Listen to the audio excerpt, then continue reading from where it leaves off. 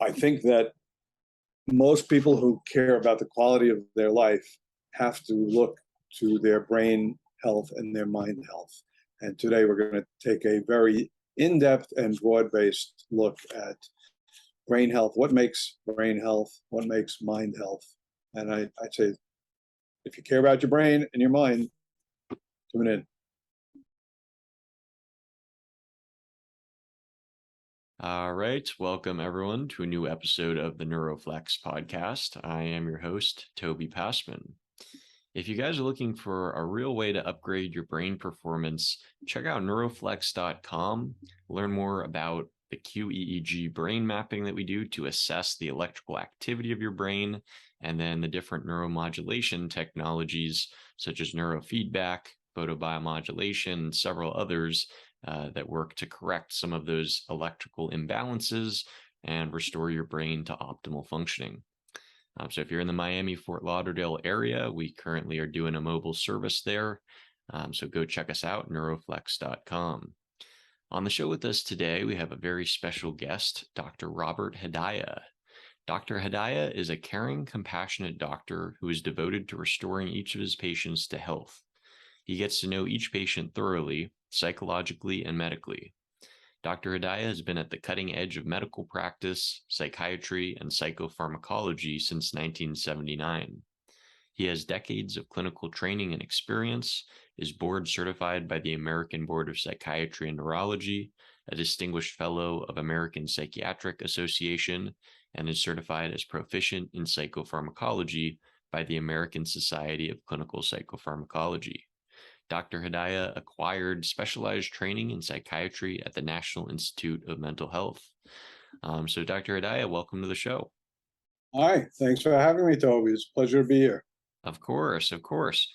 So tell me about kind of, your initial interest in medicine, and did you always know that you wanted to kind of get into psychiatry and neurology, or what was your sort of introduction to the fields?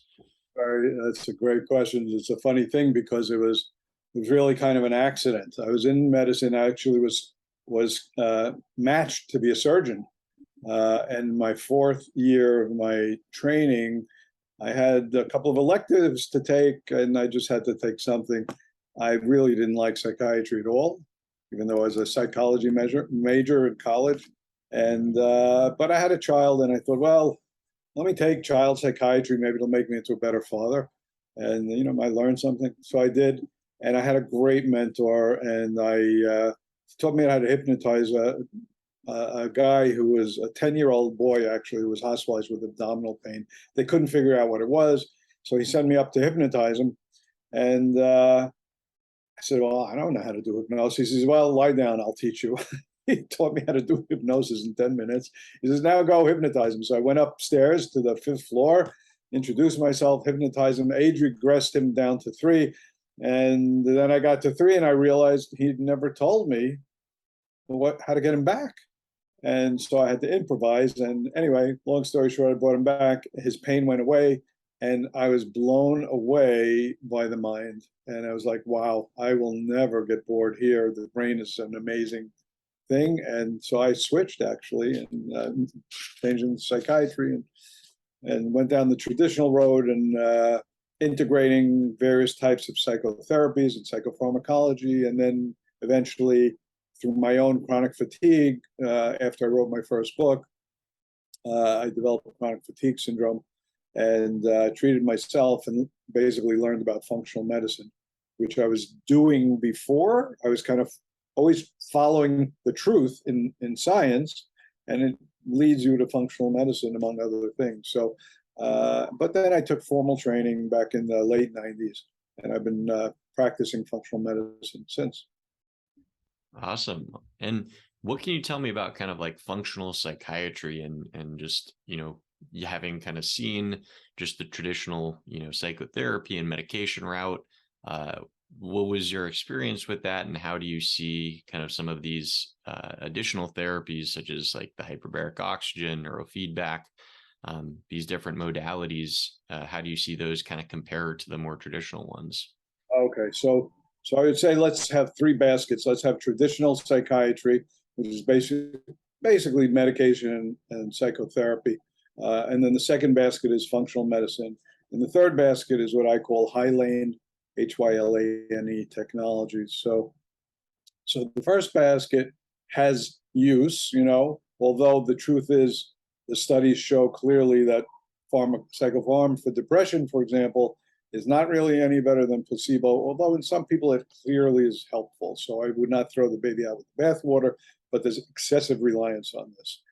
I'm not the biggest believer in psychotherapy. I do think there are specific psychotherapies that can be very helpful, like cognitive behavioral therapy.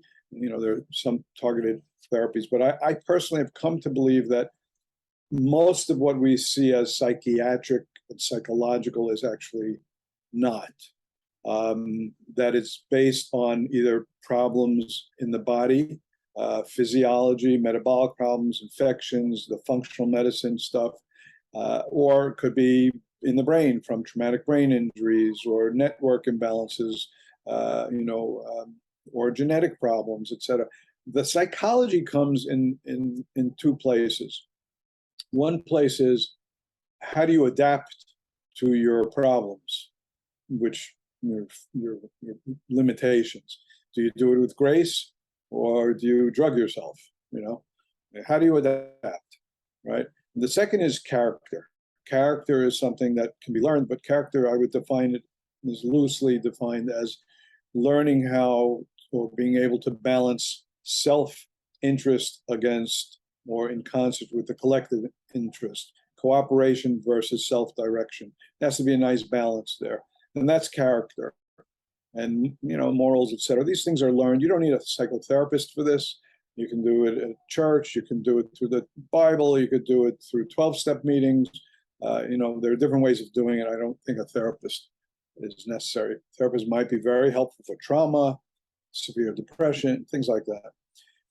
The third basket is the work, what I like to think of as kind of working inside the brain, which you do a lot of.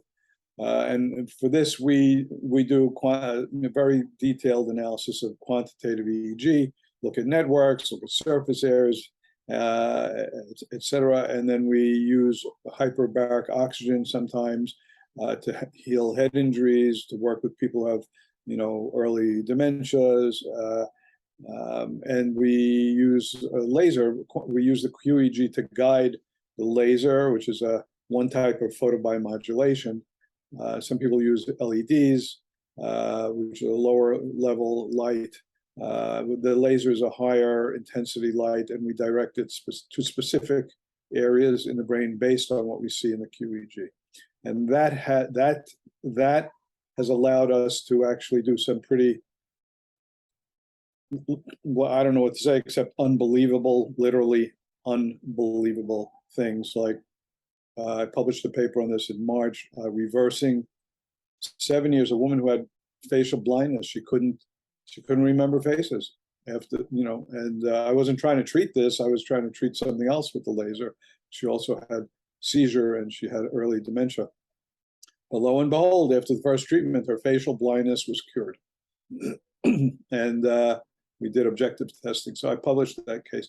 And recently, we reversed 2 cases of expressive aphasia, which is very common early in the dementia process. And so, and there are other severe treatment-resistant depression we've been able to treat, et cetera. So the laser gives us another tool. So that's kind of what I do, is a combination of the traditional psychiatry, functional medicine, and the Hylane technologies. And I'd love to break down, kind of talk about each of those modalities of the Hylane technologies, and kind of maybe starting with hyperbaric oxygen therapy. That's something that people may be kind of familiar about, like using like with burn victims or like deep sea divers, right? But tell me about kind of hyperbaric oxygen therapy in its use in psychiatry and neurology, and just some of the things that it does for the brain and some of the effects that you guys see from it.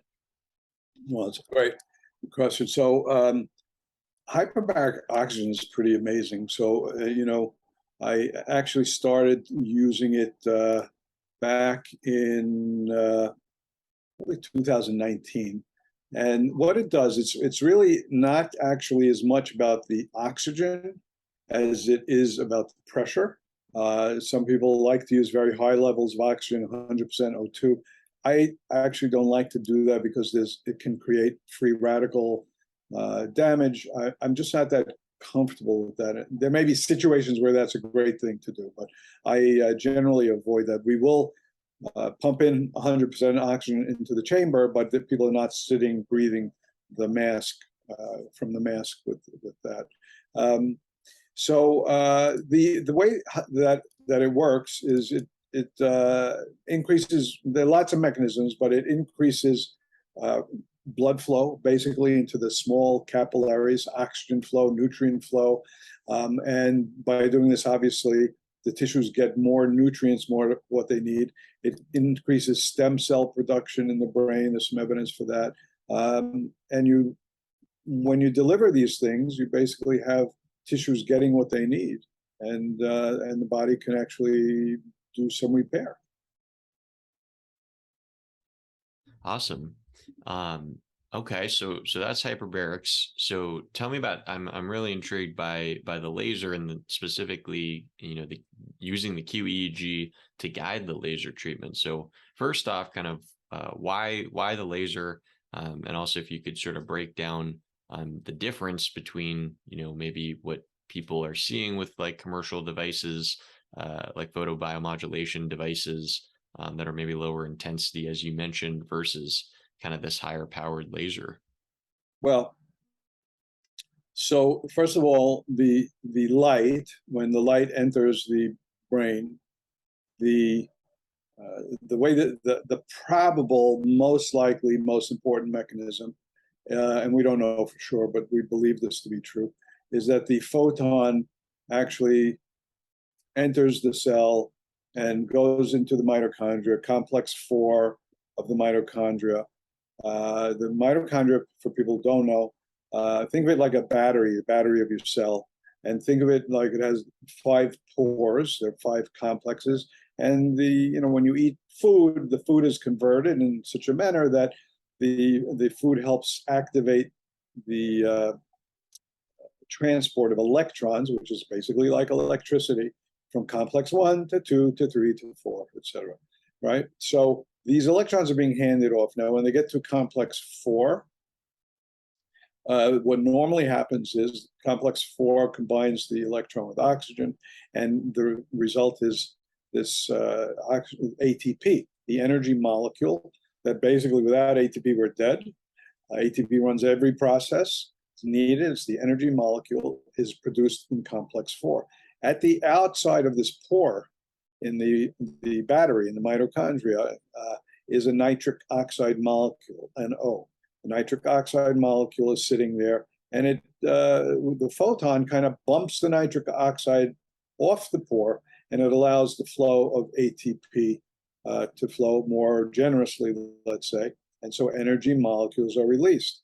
In addition, the nitric oxide diffuses into the surrounding cells and tissue, and nitric oxide increases blood flow. So you're getting increased energy and increased blood flow. Then there are other mechanisms, free radicals and increasing growth factors and things like that. But I think that this is the likely primary mechanism, and then there are secondary effects downstream. And so that's kind of that's how it probably works. Now, question arises, well, how much light gets through the skull? How much light gets past the hair and the skin and the meninges and the bone and the blood, et cetera, et cetera? And Henderson published an article indicating with a laser that about roughly 2.4 to 2.9% of light penetrates the skull. We use different wavelengths. Some wavelengths, have better penetration than others, et cetera. The LEDs, which are lower, they're not coherent light, but they are photons, are thought to penetrate, but obviously at a much lower amount, right? Marvin Berman and his group put out a study recently showing benefits of LEDs Some of these commercial devices like the V-Light, Cyton Bright, etc. He's got his own device, and showing improvement in cognitive function, people with cognitive decline. There's a question whether the light is really penetrating or not, but some people say, well, they're getting results because it's a non-local effect, meaning the light is penetrating, but it's being carried through the blood, for example, and the mitochondria are picking up energy that way. So we don't really know for sure, but they do QEEGs with the helmets on, and they see changes in the QEEG. So it's probably penetrating at a lower level. What we're doing is a little different in the sense that we're using coherent light, we're picking the wavelength, and we're targeting it to specific areas. Whereas the helmets are really not targeting. You can target front, back, or quadrants in some of the newer helmets, but we're very targeted. So as an example, I had a guy, probably anyone would call him paranoid schizophrenia. It's a complex case, but long story short, it turned out that he was having his whole life visual distortions, meaning if he looked at anyone's face, he thought they were looking at him in a demeaning manner.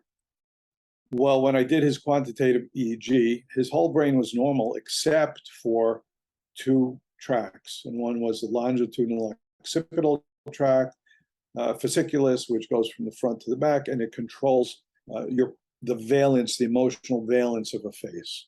Someone's looking at you, how do you see it? Is it positive? Is it negative, etc.? And then there was the vertical occipital tract, which also was involved in faces. These two were abnormal, so I decided to use the laser to treat those two tracts. And over the course of 4 sessions, his visual distortions actually melted away, and he described it in detail. It was pretty remarkable. That lasted for 9 months. And so he had developed a social phobia because he was basically seeing people as looking at him in a demeaning way. So that's very precise. Or these recent 2 cases of aphasia that I've reversed, not 100%, I'd say like 85%, that these people are now able to speak. One woman who couldn't speak more than a few words in a sentence, I was able to have a 45-minute therapy session with her. And another woman, really with the first treatment, she was better for 2 days, and the second treatment, she was better for 7 days, and she got her own laser, so she can administer it at home because she came to me from Illinois. So this is targeted. I use the QEEG. I say, okay, which areas are being affected, and how does that fit with the patient's symptoms? What kind of pulse frequency should I use? What wavelength should I use? How long? What's the response? Check the QEEG afterward. It's a very personalized approach as opposed to putting on a helmet. Not that the helmet doesn't have use for people. I don't know yet. On that, I'll say it parenthetically that in psychiatry, there's a long history, and people can read about it in a book called Mad in America by Robert Whitaker. There's a long history of roughly 50-year cycles. The psychiatry gets very excited about things, and then psychiatry falls out of things. And, it used to be insulin coma. That was great. That was going to cure everything. At one point, Toby, they were actually putting people in like centrifuges and spinning them around like a carousel at high rates. And that was like great. The initial studies were, wow, this really works for major psychiatric problems. Every hospital had like a carousel that could like spin people around, 10 people at a time. Wow, isn't this great? There's a real moneymaker, and they're publishing, and it was great. And then over the course of time, well, it doesn't quite hold up, And at the end of the 50 years, it's like, oh, this doesn't really work. We need something new. And then they find something new. So we're at the end of the psychopharmacology thing. Not that it doesn't have a place. It does help some people, but it's massively overused. And now here we are with all these in-brain things, light therapies, right? The photomodulation, et cetera. So does the helmet work? We're in the early phases. It may not make sense, but when I see a study like Marvin's study, I'm like, okay, that's good, but I know we're in the early phase, so it could be like an excitement thing. I don't know. But I am, in my patients, I am seeing certain things. So this woman from Illinois is talking. She's talking. That's not in my imagination. I don't know what to tell you. Is that going to work for everybody? Probably not, but it is going to work for some people. So it's not the be and end all, right? But it is a new tool that will have its place. Right. Yeah, fair enough. That seems like a reasonable approach. So we touched on the hyperbarics and the laser. Now, the last component of Hylane, talk to me about neural exercise. So neural exercise, I like neural exercise because it gives you that idea of like, well, you got to use your brain and work it out, right? Just like you do a muscle. And as you know, neurofeedback can be amazing. We work with a company that delivers the neurofeedback in people's homes. We do it in the office as well.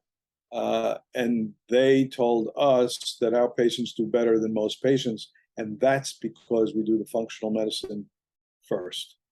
Not always, but generally. So it makes sense to me because, if you're giving the body all its nutrients and removing its toxins and its infections, and then you do neurofeedback, well, the brain is going to have a better environment to work in. But the neurofeedback is one of the main modalities, but then we use, brain training, brain HQ, try to increase, get people dancing, get people doing more novelty in their lives, trying to do those kinds of things, challenging themselves. I have a woman with who was really a genius level, really, and deteriorated a lot. We've stopped the deterioration, but she deteriorated into a cognitive decline. She was losing one brain function a week, as she puts it. Now that's not happening anymore. And she has found through training ways around doing certain things that she couldn't do, like doing a recipe. How does she do that? And she did brain training, basically to learn how to do that, strategies to do that. The brain, as you know, is really plastic. And when you challenge it and you give it the nutrients, and you give it the oxygen and the energy, and you do all these things, the brain can pick up some of the areas that were lost. And so when we say neurodegenerative disease, it doesn't really have to be degenerative. Now she won't recover all her functions probably, unless we give her some stem cells. Maybe she'll recover some more functions, but we've stopped the degeneration. So we can do that now with some dementias, with Parkinson's. We can do that with Alzheimer's, vascular dementia. Obviously, the sooner in the process, the better. If it's an advanced case, it's not likely to be something that we can do. Got it. And now I want to ask you about, so with kind of the Hylane program, putting all these things together, does it matter, the order of whether you do the laser first or whether you do hyperbaric first? You mentioned in terms of, I think, liking to, address like the functional medicine component before potentially doing like neurofeedback, right? So talk to me about kind of just the step-by-step process and if it matters what order. Toby, you're asking all the great questions. Really, that's like a great question, because my assumption was I have to do the functional medicine first, and then I can do the laser and the neurofeedback, right? I'm now questioning that, not throwing it out, but the first case of aphasia that I reversed was a woman who was about 72, and I actually told her husband, I said, I don't think we should. She had early dementia, she had aphasia, and she didn't really want to change her diet, and she didn't want to do anything. And I told him, I said, listen, you're going to be spending a lot of time and energy and money, and it doesn't really make sense because she doesn't want to do it. He said, listen, I grew up on a farm. If you lead a horse to water and they don't want to drink, you stick the hose in their mouth. So I said, okay, well, then let's give it a shot if you can do that. But he couldn't. So after a couple of months, we got really nowhere. And I just said, let's try the laser. So I'm sitting in my office, figuring out my laser plan. And they go to the laser room and pops out of my mouth, God, I need a miracle. Because I don't really think this is going to do anything, right? So I go into the laser room and I apply the laser, and she starts talking.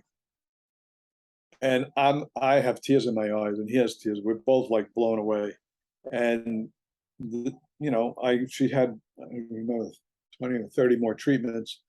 And I was able to have a conversation for 45 minutes with her. I mean, it wasn't perfect. She still had some trouble finding words.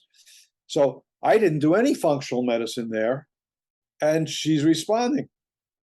I'm like, whoa, this turns things on the head. And then I had this other woman from Illinois she came to me from Illinois, and I was like, she's here. She can't speak. It's early dementia, but I have the laser here. And time is of the essence in these neurodegenerative disorders. You don't have time to wait 6 months because you're deteriorating. I said, well, let me give it a shot. And so I gave her 2 treatments, and her daughter told me, and her daughter's very accurate. She says she's herself again. That lasted 2 days. A month later, she came back. I gave her another 2 treatments, and then she was talking and normal for 7 days. I didn't do any functional medicine. So now she has her laser, and she's using the laser. And now the question is, okay, she's much better. Now the question is, well, what has been pushing her into dementia and aphasia? And so I just completed a review 2 days ago of her lab workup. I spent 6 hours going over all her labs. And there are a number of things really, but one of the things that I found was that her mitochondria are having some difficulty. She had high levels of succinic acid on 2 different tests. And succinic acid is the complex 2 of the mitochondria. So there's a little blockage there, right? And she had high levels of organophosphates, which are pesticides, and those work on succinate dehydrogenase, right? Succinic acid dehydrogenase. So that may be why her mitochondria are failing. There I come in with the laser affecting complex 4 further downstream and saying, okay, here's some energy, mitochondria, and she's doing well. Also interesting is that there's the animal data that emotional stress affects the mitochondria, primarily at complex 4. And this woman had lots and lots of emotional stress and trauma, current and in the past. So it's just fascinating, just fascinating. So this woman, we're going to try and get rid of the toxins and restore her mitochondria. And she had some parasites, a bunch of other really, like, I think there were 11 things the 11 factors pushing her into dementia. But we did a quick rescue with the laser. And I'd love to talk about some of those other kind of common factors that are pushing people towards, either mental health issues, neurological conditions, neurodegeneration. Like, what are the most common things, like, once you guys really dig into people's, issues, and what are some of the common findings? Okay, so first thing, this is very, very important.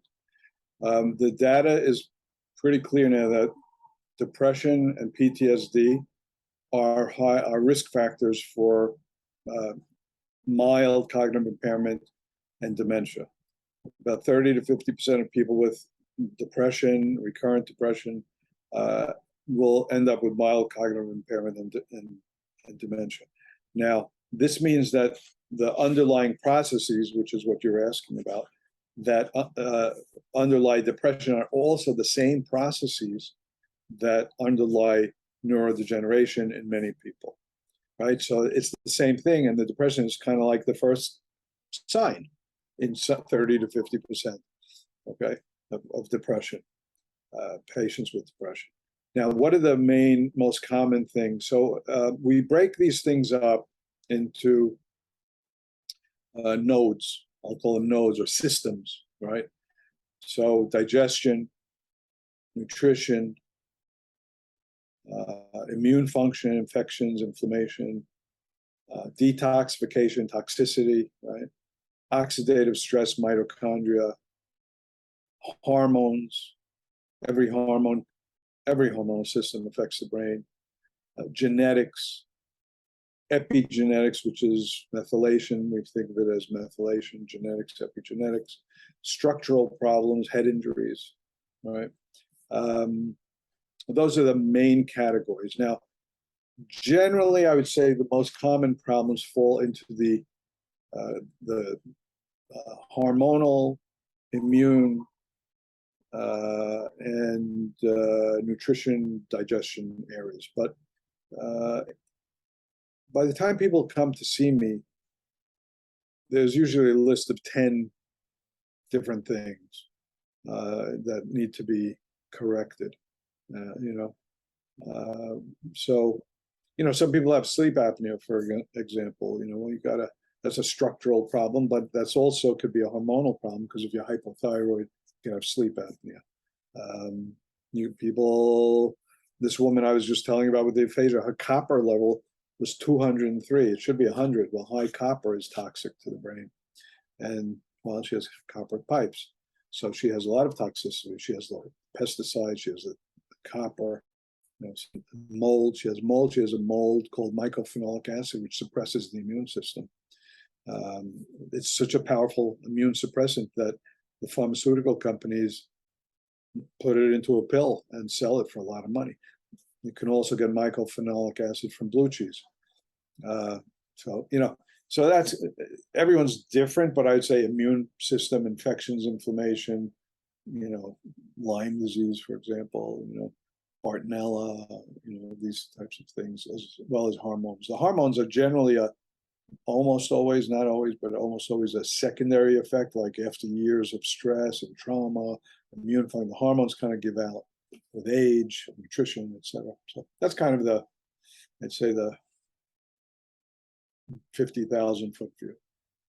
Right. And it reminded me, as you were talking, just of my initial, when I heard about kind of this, like taking just like a broad overview and connecting all of these different dots, was probably Dale Bredesen's book, which I saw you guys incorporate the Bredesen protocol into some of what you do. And just, it interesting being like, with Alzheimer's, that so many of the drugs just try to target, acetylcholine, just like one specific neurotransmitter. And then they wonder, why people aren't getting better. And, really it's like, I think there were like 36 different, holes that he describes involving hormones and, nutritional deficiencies and just heavy metals, like so many different things, and it being like such a complex thing that it sounds like it's often tried, like diseases or dysfunction is tried to, be condensed down to something that's so simple, when really, like the human body, it's so complex. And it's kind of foolish, in my opinion, that we try to simplify things so much. 100% correct. So Dale, I'm in a group with Dale, actually, and they just published a study of 25 patients with cognitive decline, and they got 84% of them stopped their decline or got better. Okay, and now they're actually he asked me to be an investigator, and the next study was 85 people, but actually don't have the time to do it. But it's a hard program, but it works. It's hard, but it works. And they haven't even used the laser or the photobiomodulation. But to me, that's I shouldn't say it, but it's like a no-brainer. I hear you.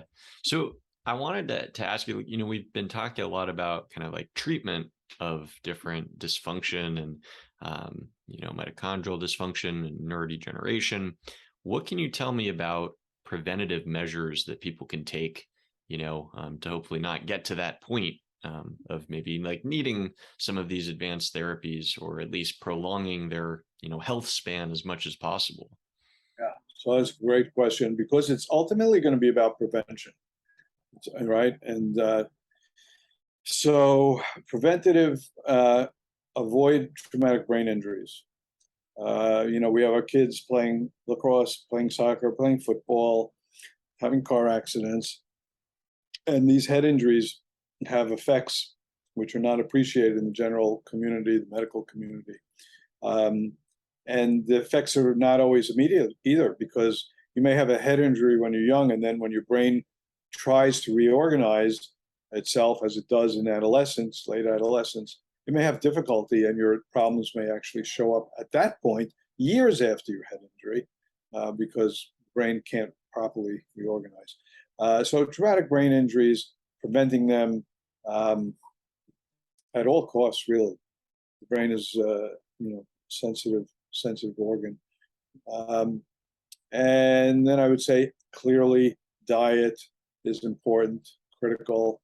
We're surrounded by poor quality foods, and that can be a challenge for people. But I don't know. I think it's like 80% of Americans are now overweight or obese. That's a big problem, because that affects your brain's ability to extract energy from food. So your brain could be running at an energy deficit, which it's not going to be happy about that. And what it'll do is your higher order thinking will suffer first, and you'll be more emotional second. Then over time, it'll end up being the result of that kind of dietary issue will end up being reduced blood flow and oxygenation, et cetera, to the brain. So diet is critical. Reasonable exercise, not crazy exercise, reasonable exercise is a great preventative. And then I would say ensuring good quality sleep, not always so easy, but that's very important. And then social connectedness is really a big deal. The blue zones, one of the main factors in the blue zones is community. In the United States, we have there's an atomization of the society where, like, individuals, right, single parent families, more than 50% of kids are raised in a single parent home. This is not good. This is not good. Not good for the child. Certainly not good for the parent either. So communities need to be rebuilt. I could talk about how that should happen, but that's very important. I guess those would be. I might have left something out here, but I think that would be the idea. Mold. I want to say mold. And I have a big concern about mold, kids in college dorms, drinking, substance abuse. Yeah, avoid that at all costs. Find helpful ways of learning to relax. Lots of ways to rejuvenate, restore.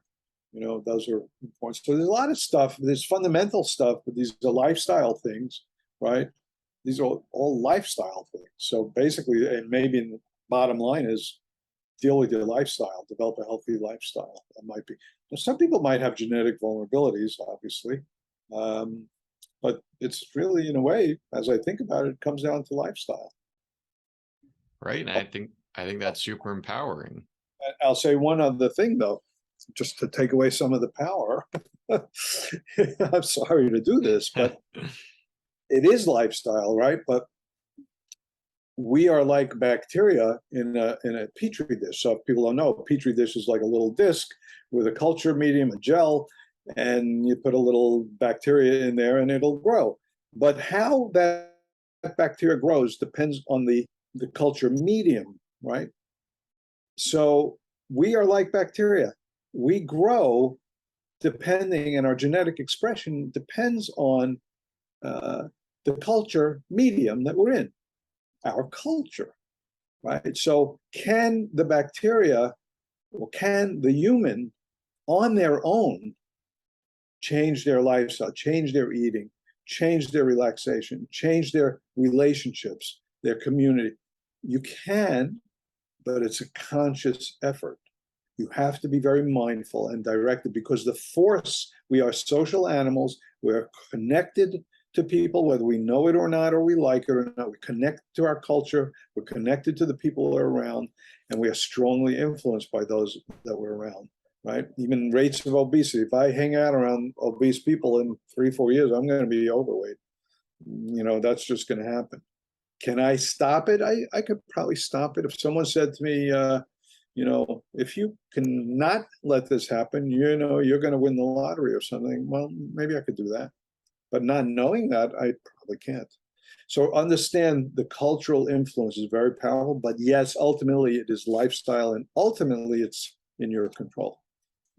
Right. And it sounds like a thing of like willpower, of like, if you're in a unhealthy kind of cultural situation, or just surrounded by people that are not conducive to your well-being, it's like you've got to exert all of this additional willpower to try to, force yourself there. Whereas if you were to just set your life up in a way, and if our society was set up in a way that was conducive to, good health and brain health, like, wouldn't be nearly as much of a struggle, it sounds like. It's exactly right. Exactly right. It's a big ask. It's doable, but it's much harder to do when your culture doesn't support you. Right. Well, Dr. Hedaya, I wanted to ask you about, something that you mentioned earlier about these kind of waves in psychiatry of different different modalities being used, and some are here to stay, some aren't. When you look like outside of, what we've already talked about with the hyperbaric and lasers and neurofeedback, when you look at some of the other kind of psychiatric modalities that are now kind of coming into play here, what are some of the ones you're most excited about, and what do you think is really going to stay versus just being kind of a gimmick? Great question. Well, the gimmick one I can answer. I think RTMS is a little bit of a gimmick. I actually that's magnetic, transcranial magnetic, repetitive transcranial magnetic stimulation. And I actually looked into it about 10 years ago. I was thinking about buying one of these RTMS machines. It was very expensive. And actually spoke to a lot of doctors. I went to the VA, watched them do it, and talked to them, and read all the articles. And I concluded, like, the evidence was pretty slim, really slim. And the cost was really high. And the intensity of the treatment was also very high. So I said, well, this is a gimmick. Well, they got it approved by Medicare, Medicaid, right? Well, that's a boon to hospitals. So now they use it in hospitals. They make millions of dollars on this. Now, there's a new type called theta pulse RTMS, and maybe that'll turn out to be better. I don't know. But to me, it's a gimmick. But look, even placebos have a 30% response rate, right? So, but to me, that's a gimmick. Now, the other stuff, there's electrical stimulation. I just don't have enough experience to comment on it. I've been busy with the things I've been doing, so I haven't had a chance to explore it.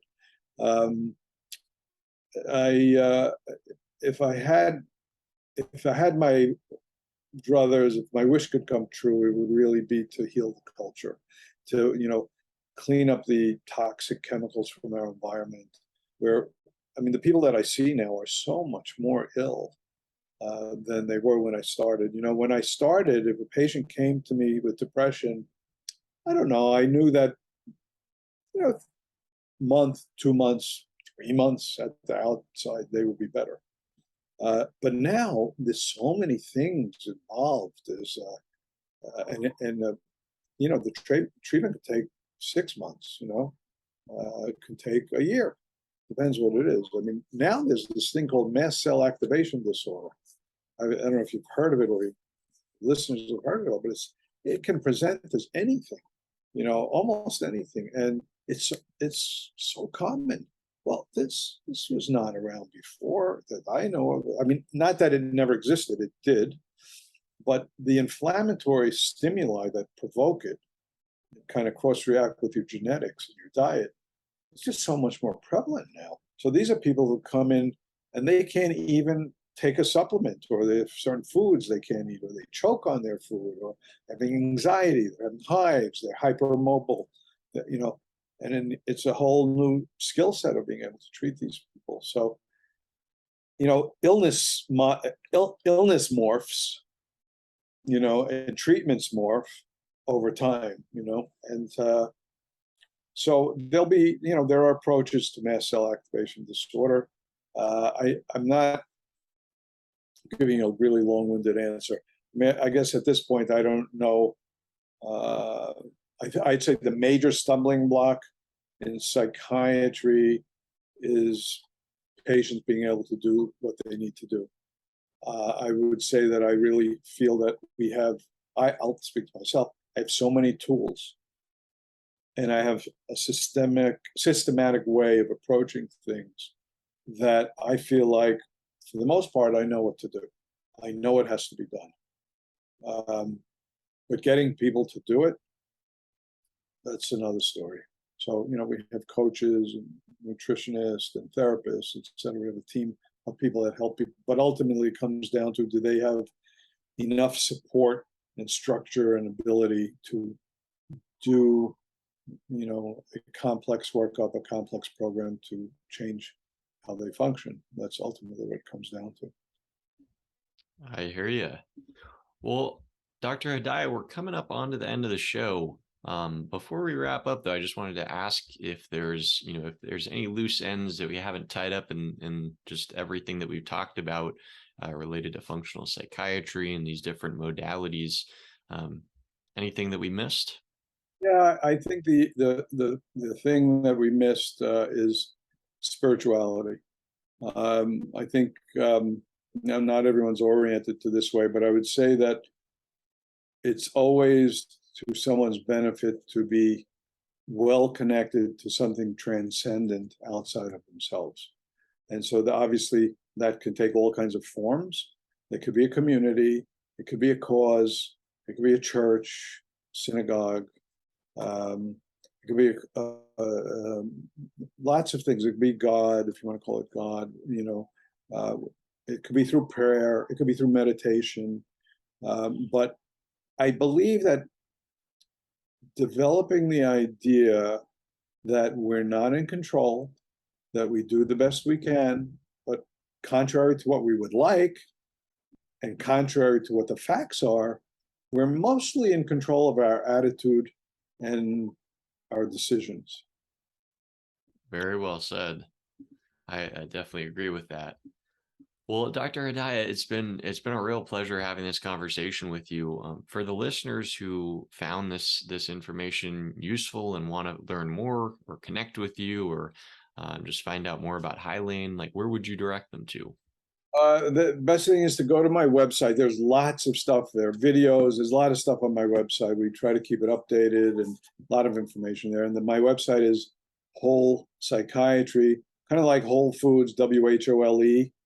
Psychiatry. I had it before they did, by the way. It was Whole Psychiatry, WHOLE, psychiatry.com. And then there's information there. And if they're interested in being a patient, they can fill out a form. And sometimes what we do is a educational consult. If they're working with a psychiatrist or an internist, I will do an evaluation and then kind of make a plan and kind of educate them and hand that off to their person. That's another option. Beautiful. Well, I definitely recommend listeners go check that out. I'll include a link to your website in the show notes. And for the listeners who enjoyed the episode today, would really appreciate it if you left us a 5-star review on Apple Podcasts. And in addition to Apple Podcasts, you can also listen to the audio version of the podcast on Spotify, Stitcher, or most of the other major audio streaming platforms. And you can also check out the video on our YouTube channel, Neuroflex. There's the full podcast episodes along with podcast clips that you can find on that channel. So Dr. Hedaya, I wanted to again thank you so much for taking the time out of your day to come on the show, and just I'm really impressed with your being on the cutting edge of psychiatry and neurology and all the ways that you've been able to implement these different treatments successfully with one another. It's really remarkable. Well, it comes from just trying to find the truth in science and pursuing it, and never giving up. That's the most important thing. Love it. All right.